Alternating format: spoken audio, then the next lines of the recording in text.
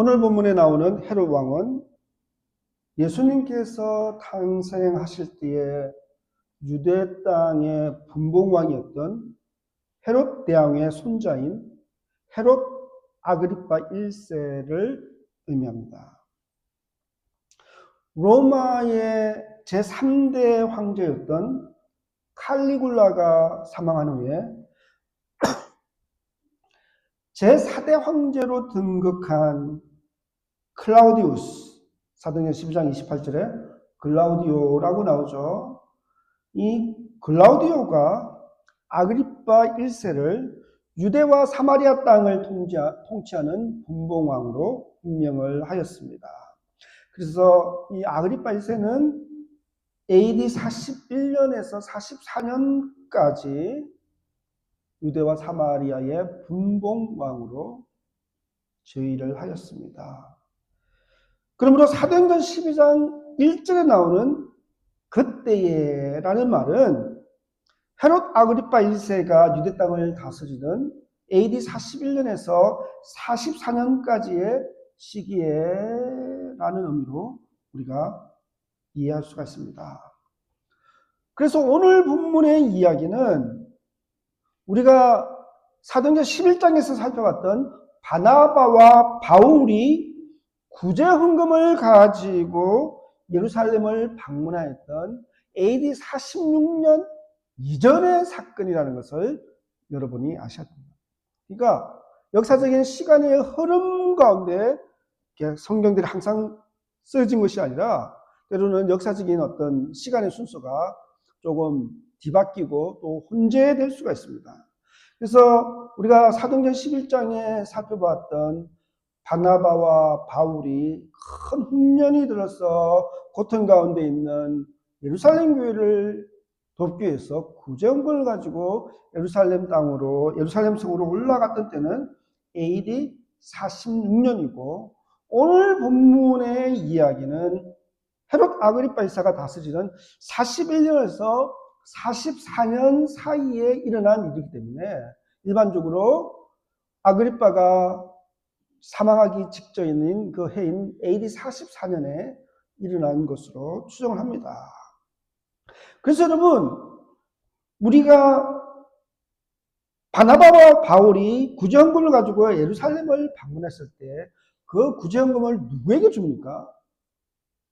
사도들에게 주었더라 이렇게 나오지가 않죠. 사도들에게 주지 않고 사도행전 11장 30절 보면 장로들에게 헌금을 주었더라라고는 말합니다. 결국 뭐냐면 오늘 본문에 나오는 이 사건을 통해서 죽음의 위협과 박해를 피해서 사도들이 바나바와 바울이 구제헌금을 가지고 예루살렘을 방문했을 때는 다 피신하고 없었기 때문에 사도들에게 구제헌금을 주지 않고 장로들에게 줬다라고 서술하고 있다라고 보통 신학자들이 생각을 합니다. 근데 헤롯 아그리파가 유대 땅을 다스리던 주후 41년에서 44년까지의 시기에 이 아그리파 1세는 유대인들에게 환심을 사기 위해서 유대 그리스도인들을 엄청 핍박하였습니다. 그래서 사도 요한의 형제 야고보 사도를 칼로 죽이게 됩니다. 참수를 하였습니다. 참수를. 근데 사도행전에서 스데반 집사님이 순교한 첫 번째 그리스도인이라면 사도 야고보는 사도들 중에서 순교한 첫 번째 사도가 되는 것입니다. 근데 유대인들이 사도가 죽는 것을 보고 야고보의 순교를 보고 기뻐하였습니다. 이런 때로는 종교라는 것이 참 무섭습니다. 유대인들이 구약 성경을 믿는 유대인들이 야훼 하나님을 믿는 유대인들이 생명을 창조하시는 하나님을 믿는다는 사람이 죽은 것을 보고 기뻐하고 있습니다. 제가 언젠가 말씀드렸듯이 사람을 죽이는 종교가 참된 종교가 될 수 없는 것입니다. 사람이 죽는 것을, 사람을 죽이는 것을 기뻐하는 종교가 참된 종교가 될 수가 없는 것입니다. 지금 중동지역에서 일어나는 전쟁에 여러 가지 이유가 있겠지만 많은 부분에서는 그 밑바닥에 종교적인 문제가 깔려 있는 것입니다. 기독교와 유대교와 이슬람의 갈등과 분쟁인 것입니다. 그러면서 이스라엘 땅이든 레바논 땅이든 이란 땅이든 그 어느 땅이든 그곳에서 폭탄이 떨어져서 사람이 죽어나가는데 그것을 보고 기뻐하고 있습니다. 미국의 기독교인들, 보수 기독교인들은 하나님의 심판이라 기뻐하고 있고, 이스라엘의 유대인들은 야훼의 승리라고 기뻐하고 있고, 이슬람 땅의 이슬람 사람들은 알라의 심판이라고 죽어가는 사람들을 향해서 기뻐하고 있습니다. 잘못된 것입니다. 뭔가 잘못된 것. 인간의 종교성에 뭔가 잘못된 타락한 것들이, 어두운 것들이, 제약된 것들이 들어와 있는 것입니다. 근데 아무튼 이 유대인들이 사도 야고보가 죽는 것을 보고 기뻐하였습니다.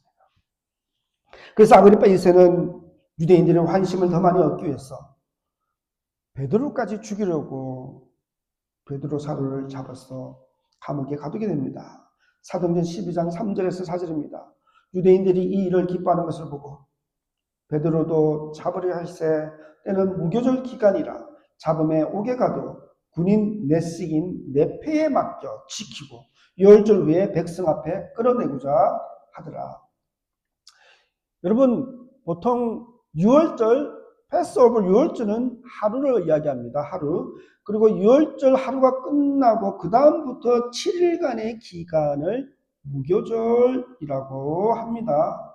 그래서 사도행전 12장 4절에서 말하는 6월절은 이 6월절 하루와 무교절 7일 합한 총 8일간의 기간을 그냥 6월절 기간이다 이런 식으로 말했다고 생각하면 되십니다. 그래서 사도 베드로를 잡아서 옥에 가둔 이 아그리파 1세는 이 6월절과 무교절 기간 8일의 기간이 끝나면 베드로를 백성 앞에서 끌어내서 공개적으로 죽이려고 계획을 하였던 것입니다. 왜 그렇습니까? 유대인들이 다 보는 공개적인 장소에서 처형을 해야지 유대인들에게 더 큰 지지와 인기를 얻을 수 있기 때문이었습니다. 그래서 지금 베드로가 감옥에서 탈출하지 못하도록 어떻게 지키고 있습니까? 4명의 병사가 한 조가 되어서 4개의 조의 감시병들로 나누어서 그를 지키게 하였습니다. 다시 말해서 총 16명의 군인들이, 병사들이 4인조 병사 4개의 조로 나뉘어서 24시간 베드로를 감시하고 있는 것입니다. 아마도 아그리파 1세가 우리가 사도행전 5장 19절, 사도행전 5장에서 살펴봤듯이 사도 요한과 함께 대제사장의 감옥에 갇혀 있던 베드로가 신기하게도 감옥을 탈출해 나갔다는 소문을 아그리파 1세가 아마도 들었던 것 같습니다. 그래서 이번에는 절대 베드로가 감옥에서 빠져가지 못하게 16명의 병사들을 4명씩 한 조로 해서 4개 조로 나눠서 24시간 지키고 있는 것입니다. 근데 어떻게 지키고 있느냐면요, 사도행전 12장 6절 다음 주에 살펴보겠지만, 자, 4명 중에서 2사람이 감옥에서 베드로하고 양쪽에 같이 쇠사슬을 메고 있습니다. 그러니까 조금만 움직여도 같이 쇠사슬을 맬 수 있는, 마치 형사가 범인을 잡아서 이 수갑을 자기 손에 하나 차고 범인의 손에 하나 차서 절대 이 팔을 끊지 않는 이상 도망가지 못하도록 잡아매듯이 양쪽의 병사들이 하나씩 베드로의 쇠사슬을 양쪽으로 묶고 자기들도 각각 한 손인데 한 몸으로 묶고 이게 연결돼서 도망치지 못하게 하고 있습니다. 그리고 감옥 밖에서는 2사람의 병사가 양쪽으로 감옥을 지키고 있는 것입니다. 사도행전 12장 10절을 보면 이렇게 철저하게 사도 베드로가 도망가지 못하게 24시간 감시를 하였던 것입니다. 그리고 8일간의 유월절과 무교절 기간이 끝나면 사도 베드로를 유대인이 보는 공개적인 장소에서 공개적으로 처형하려고 계획을 하고 있었습니다. 이렇게 야고보 사도가 순교당한 후에 베드로의 실제적인 리더였던 베드로 사도까지 순교당할 위기에 처한 예루살렘 교회는 완전히 위기죠. 절대절명의 위기 상황에 놓이게 된 것입니다.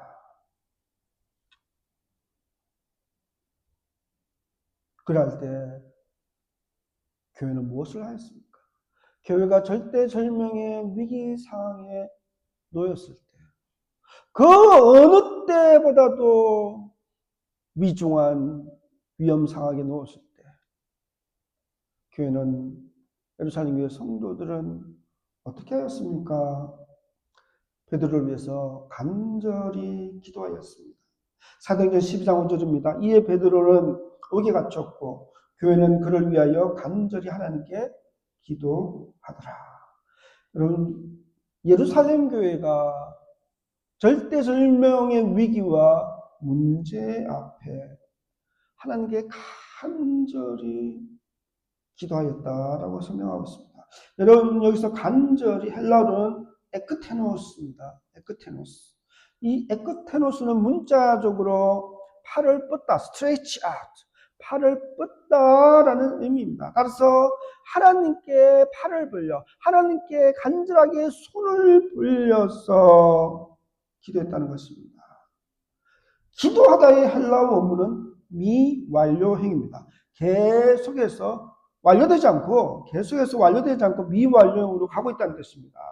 그러므로 간절히 기도했다는 것은 멈추지 않고 계속해서 온 마음을 다해 갈급한 마음으로 하나님께 간청하였다는 의미입니다.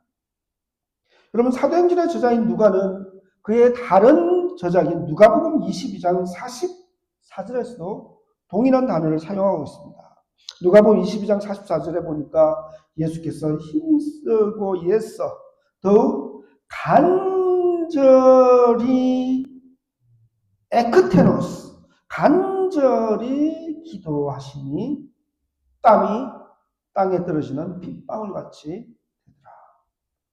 예수님께서는 땀이 핏방울 같이 되도록 간절히 기도하셨습니다. 그러한 기도를 통해서 주님은 십자가의 고난을 이기고 승리할 수 있었던 것입니다. 여러분, 우리도 문제를 해결하고 위기와 환난을 극복하고 사명을 이루고 승리하기 위해서는 우리의 온 마음과 육신의 힘을 다하여 간절히 기도해야 합니다. 물론 기도만 해서는 안 되지만 기도한 후에 나아가서 노력하고 땀 흘리고 실천해야 되지만 기도 없이 아무리 땀 흘리고 노력하고 실천하다도 그것은 헛된 몸부림일 수가 있다는 것입니다. 그래서 예수님은 십자가의 위대한 사명을 앞두고 육신의 힘이 완전히 소진되실 때까지, 땀방울이 핏방울처럼 떨어질 때까지 간절히 기도하셨습니다. 그래서 누가복음 22장 43절에 보니까 천사가 하늘로부터 예수님께 나타나 힘을 더하더라라고 말씀하고 있습니다. 간절하게 몸부림치는 기도가 예수님의 육신의 힘을 다 소진하게 하고 지치게 하였습니다. 그러나 하나님의 사자가 예수님께 기도의 힘을 공급해 주셨습니다. 그러면 여러분, 우리가 최선을 다해 간절히 기도할 때 우리의 기도 속에서 우리를 특별하게 도우시는 성령님의 인도하심을, 성령님의 힘과 권능을 우리는 경험할 수가 있는 것입니다. 오늘 본문에서도 예루살렘 교회 성도들이 감옥에 갇힌 베드로를 위해 간절히 기도할 때 어떤 결과가 나타났습니까? 우리가 다음 주에 자세히 살펴보겠지만 하나님의 사자가 나타났어요. 감옥에 갇힌 베드로를 어떻게 지금 갇혀 있습니까? 양쪽에 두 사람의 병사가 사슬에 함께 묶여 있습니다. 문 밖에 두 명의 병사가 보초를 쓰고 지키고 있습니다. 이것을 네 명의 병사가 한 조가 되어서 4개 조, 6시간씩 하루 24시간 온종일 지키고 있습니다. 그런 상황에서, 탈출이 불가능한 상황에서 하나님의 역사하심에 예루살렘의 성도들의 기도를 들으신 하나님께서 기적적으로 구출해 주셨습니다. 결국 예루살렘 교회 성도들의 간절한 기도가 기적을 일으켰던 것입니다. 그럼 여러분, 기적은 기도를 통해서 창조됩니다. 기도와 기적은 함께 간다는 것입니다. 마가복음 7장에 보면 사람들이 예수님께 기멀고 온유한 자를 데리고 와서 안수하여 주시기를 간구합니다. 마가복음 7장 31절에서 32절입니다. 예수께서 다시 두로 지방에서 나와 시돈을 지나고 데가볼리 지방을 통과하여 갈릴리 호수에 이르심에 사람들이 기먹고 말 더듬는 자를 데리고 예수께 나와 안수하여 주시기를 간구하거늘. 기먹고 말을 더듬는 사람의 인생은 사실 완전히 막혀 있는 것입니다. 여러분, 그러나 우리가 분명히 해야 할 것은 우리의 인생에 사방이 막혀 있을지라도 예수님께 나아가는 길은 항상 열려 있다는 것입니다. 모든 길이 다 막혀도 주님께 나아가는 길은 항상 열려 있습니다. 사방이 다 막혀도 하늘은 항상 열려 있다는 사실을 여러분 명심하시기 바랍니다. 하늘을 향하는 길, 하나님께로 향하는 길은 항상 열려 있습니다. 근데 하늘을 향하는 그 길은 우리가 어떻게 나아갈 수 있습니까?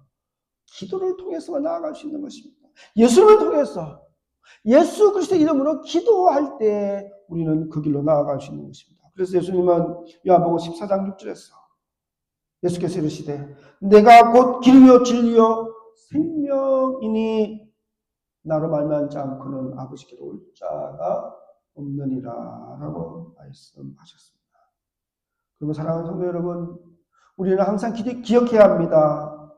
하나님께로 나아가는 길은 항상 열려 있습니다. 예수 그리스도를 통해서 믿음으로 나아가면 우리는 언제나 하나님을 만날 수가 있는 것입니다. 그래서 하나님은 언제든지 담대하게 나오라라고 말씀하십니다. 히브리서 4장 16절입니다. 그러므로 우리는 긍휼하심을 받고 때를 따라 돕는 은혜를 얻기 위하여 은혜의 보좌 앞에 담대히 나아갈 것이다. 여러분, 때를 따라 돕는 하나님의 은혜가 있습니다.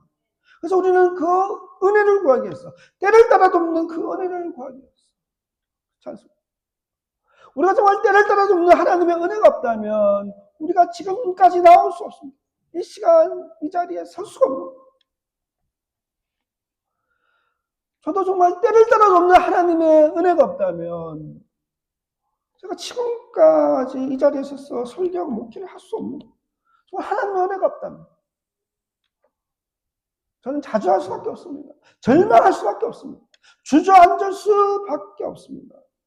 벌써 절망하고 주저앉고 포기하였을 것입니다.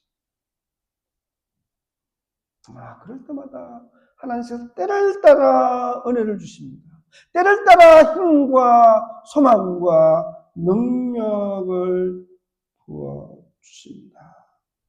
그래서 우리는 담대히 주님의 보좌 앞으로 나아가서 간절하게 기도할 수밖에 없는 것입니다. 그러므로 동서사방이 다 막혀도 하늘은 항상 열려있다는 사실을 기억하시기 바랍니다. 그래서 예수 믿는 사람들은, 여러분 예수 믿는 사람들은 하늘이 항상 열려있음을 알기 때문에 사방이 다 막혀 있어도 주님께로 향하는 하늘은 열려있다는 것을 알기 때문에 우리가 사방으로 우겨삼을 당할지라도 우리는 두려워하지 않습니다. 답답한 일을 당하여도 낙심하지 않습니다. 고난과 환난이 우리를 닥쳐도 우리는 포기하지 않습니다. 절망하지 않습니다. 시편 121편 1절에서 2절을 보십시오. 내가 산을 향하여 눈을 들리라.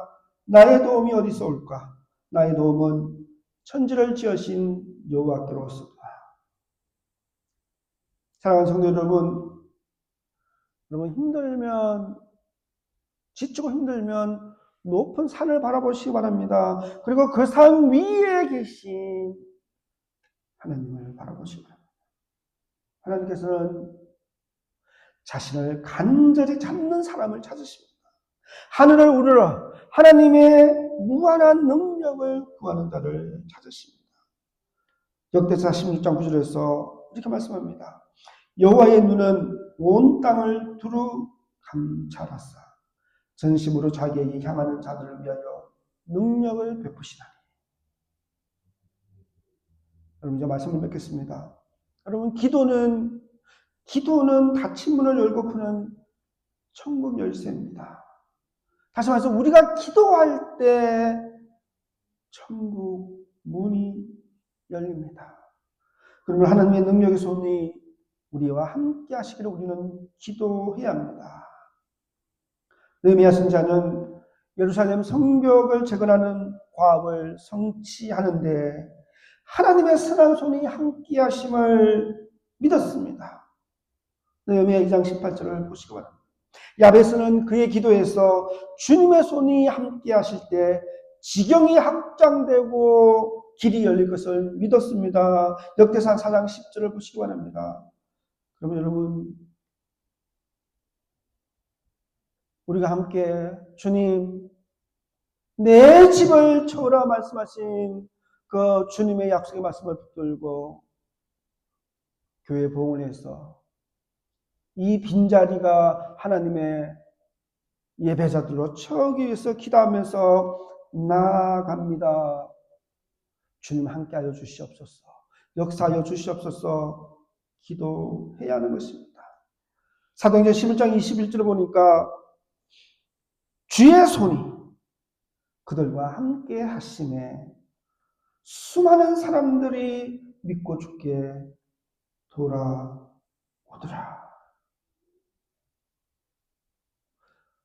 주의 손이 함께 해야 한다는 것입니다.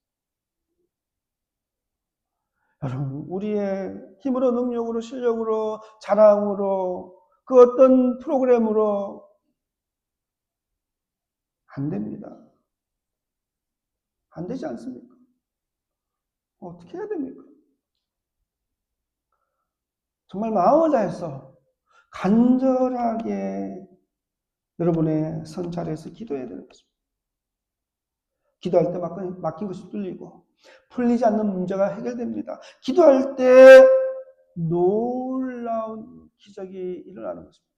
기도 없이 하나님의 기적과 하나님의 역사는 일어나지 않는 것입니다. 그럼 여러분, 우리가 다시 한번 이 시간 때를 따라 베풀어 주시는 하나님의 은혜를 소망하며 우리의 기도 가운데 역사하실 하나님의 기적과 부흥을 향한 주님의 손길을 기도하면서 온 힘을 다해서 기도하며 달려가시는 사랑하는 우리 모든 성도님들 되시기를 간절히 기도드립니다.